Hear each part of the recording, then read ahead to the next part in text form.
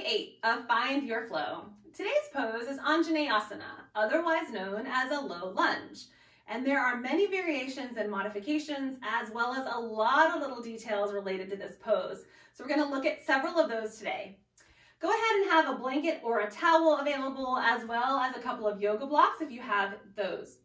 We're going to start today's pose out of Uttanasana, which is our standing forward bend that we covered in day 6. So if you need the details or modifications on that pose, please refer back to the day 6 video. So let's start with Uttanasana, our forward bend. We're going to bend both knees and then place all of your weight into that right foot so we can step the left foot to the back of our mat. And we're going to come down on the back knee. Now this is where the towel or the blanket will be handy, because if the knee is just a little bit too sensitive to the hardness of the floor, then you can place a little padding underneath it.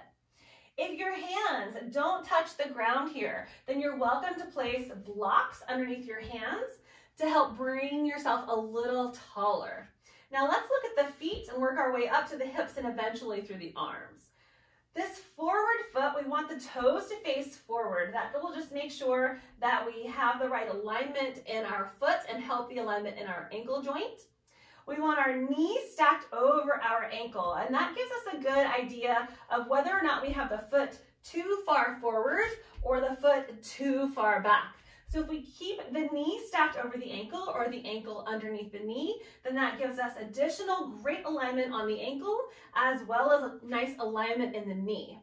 Along with the knee, we also want to make sure that we're trekking our knee out over that middle toe of the right foot, ideally. And this is so that we don't have too much abduction or adduction on that right knee. So we want to make sure that we have even tension, even strength on all parts of that knee joint, so that will help with that. All right, so let's go ahead and stand up on this left knee if you're not already there, and let's talk about the hips. So when we get into this pose, the tendency is for people to kind of open up into this empty space here. Now, we want to keep the hips in one line. So we want to keep both hip bones pointing forward. So you can do that by thinking about the right hip coming back a little bit, kind of getting that right femur bone more into that hip socket, which will bring this left hip a little more forward, and ideally keep those hips in one line. So this back leg, really turn those glutes on that side, and you may already start feeling an opening along the whole front side of this left leg into the hip flexors and the psoas muscle. Now from here, place your hands, you can interlace them or you can just place them on your thigh. I like to interlace my fingers, placing them on my front thigh, and then holding that strong, long posture, that strong, long torso, just like we were doing in Mountain and Uttanasana and Ardha Uttanasana. We want to start slowly taking our hips forward. Now from here, really important that we don't just sink down into our flexibility. So engage the low belly as you sink the hips down, just finding your edge. Knowing that one side may feel a little different than the other, so just moving nice and slow through whatever side you're on.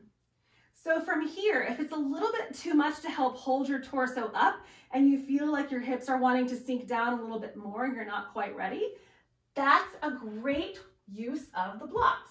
So you can bring the floor a little bit closer and you can control the depth of your hips simply by having the blocks underneath you as pillars.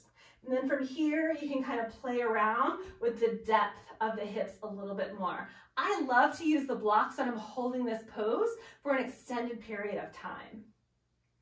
Now, if this feels pretty good and you feel like you can go a little bit deeper or you want to add a little more challenge, then you can start taking the arms up and overhead, shoulders away from the ears, and your arms can be just up towards the ceiling or you can place the palms together. From here, finding your depth, it's really important that you don't just make this a back bend. That is a variation. We're not going to look at it today, but this is the tendency. Try to pull everything in. We really want to help elongate the left side of the body. So just finding that strength and that uplifted posture in the torso as you sink the hips down. All right, let's do the other side so you can kind of play around with both sides. So curling the back toes under, straightening that leg, and we're going to step that left foot forward, just kind of going into that coming back into this forward fold the same way that we came out of it. So now we're going to place our weight into our left foot as our knees are bent. Step your right foot to the back of your mat and come down on that back knee. Now, one side's going to feel a little different than the other. That's just a natural tendency of our bodies. So whatever variation you went into on the one side, don't automatically assume that that's going to be your pose on this side. So let's go into it nice and slow. Finding that pose. First, the alignment of the toes, the ankle, the knee, the alignment of the hips, engagement of the back glutes. So whatever leg is in the back, turn those glutes on.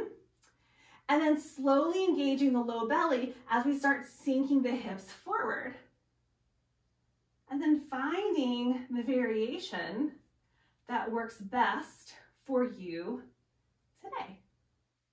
Your gaze can be forward or your gaze can be up. Your gaze can be down, but it's a little more challenging to look forward or look up. So try that pose and try it out on each side. I'm curious to know, did you need the blocks on both sides? Maybe only one side? Did you feel confident putting your arms up on one side but kept them on your thigh on the other? None of these options are wrong or right. They're just variations to help you find your edge, find your own posture, and give your body exactly what it needs that day. Have some fun with Anjaneyasana. We're going to move on to day 9 in one of my favorite poses. So I'll see you then. Namaste.